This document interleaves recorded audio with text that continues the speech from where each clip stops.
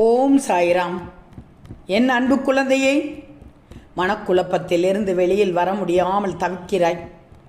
நீ வருத்தப்படுவதை பார்க்கும்போது என் மனமானது வலிக்கிறது.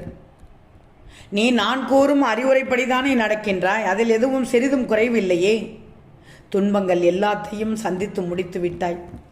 நீ வாழவே கூடாது என்று உனக்கு எதிராக நின்றவர்கள் மத்தியில் தைரியமாக போராடி வெற்றியும் பெற்றுவிட்டாய். ஆனால் தனிமையில் கோழை போல் அழுகிறாயே தங்கமே, நான் என்ன செய்வது? எதற்கும் பயப்படாதே என்று சொல்லிவிட்டேன். என்னை மீறி எதுவும் உன்னை நெருங்காது என்று சொல்லிவிட்டேன்.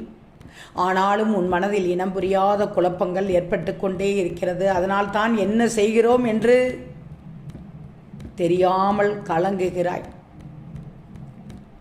தங்கமே, கவலைப்படாதே. உன்னை காயப்படுத்தியவர்களே உன்னை உணரும் காலம் வந்துவிட்டது. உனக்காக நான் எல்லாவற்றையும் மாற்றுவேன். எல்லா கஷ்டங்களையும் துன்பங்களையும் பொறுத்து கொண்டு நானே துணை என்றுதானே இருக்கின்றாய். அப்படி இருக்க உன்னை நான் எப்படி கைவிடுவேன்? நீ நினைத்ததெல்லாம் நடக்கச் செய்வேன். உன் வேண்டுதலை எல்லாம் வலுப்படுத்தச் செய்வேன். இனி எல்லாம் உனக்காகத்தான் நடக்கப் போகிறது. நீ பார்த்து கொண்டே இரு, எப்படி வாழப்போகிறாய் என்று.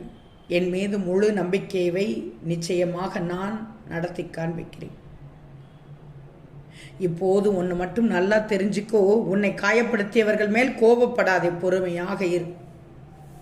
அவர்களுக்கு தக்க சமயத்தில் உரிய பாடத்தை கற்றுத்தரப்போகிறேன்.